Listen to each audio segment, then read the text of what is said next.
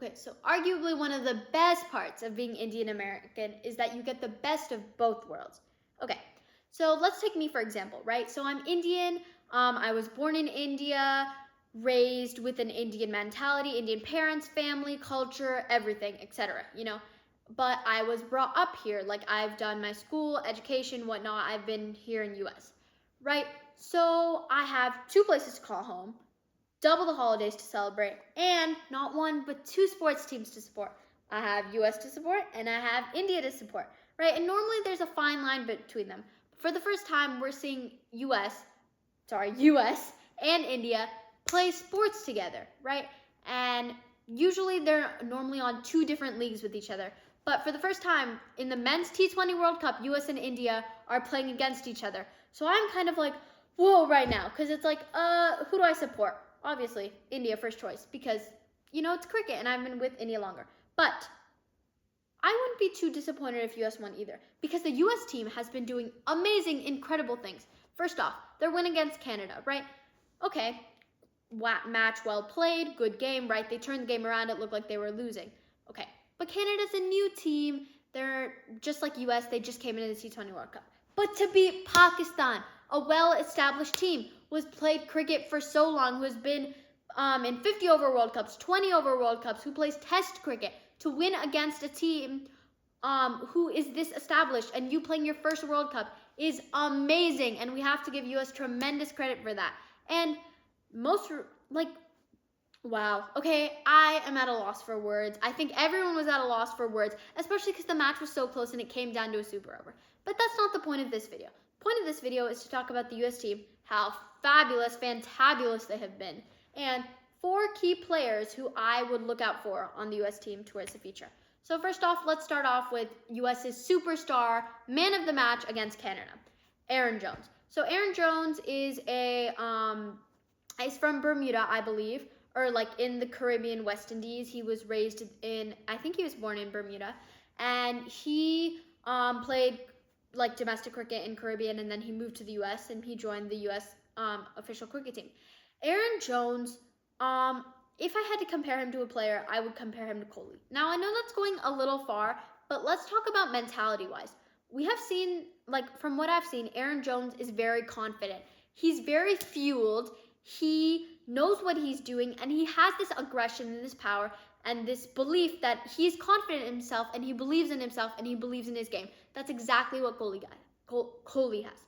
And maybe, look, he's nowhere near Kohli's level. Kohli is like a whole nother, no one can compare to him, right? But I can see specks of Kohli in him. With the way he plays, the confidence he has, he believes in himself, and that's the big thing. That's what helps him. Did you see the sixes he was scoring? Like 3 balls went out of the stadium, hundreds meter long. A player who doesn't have confidence in themselves doesn't play like that. Okay, number 2, I would say Sodam Netravalkar, right?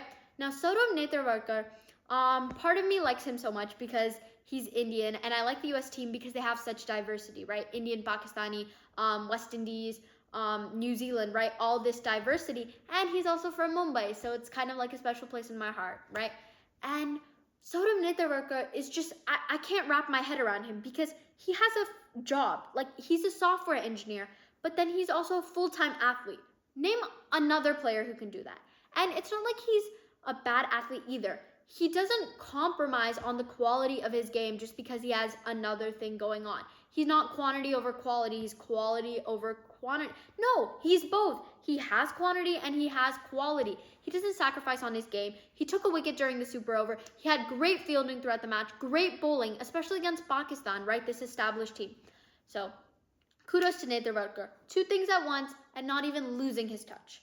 Now, next person, Monank Patel, right? Monank Patel played a crucial role in the game against Pakistan. He's America's captain, right? And he played a great innings in the power play. And it was important that US had a steady start in the power play because that's what gave them the lead against Pakistan.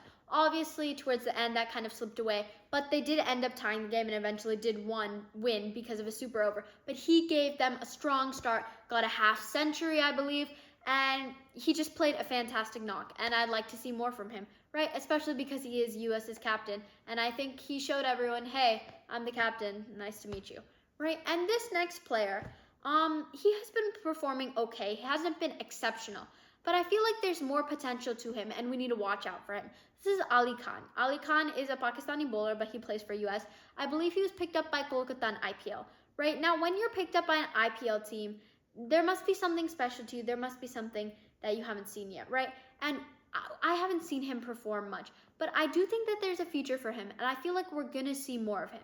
So, to summarize, my top 4, Sodam Netravarkar, Monak Patel, Aaron Jones, and Ali Khan.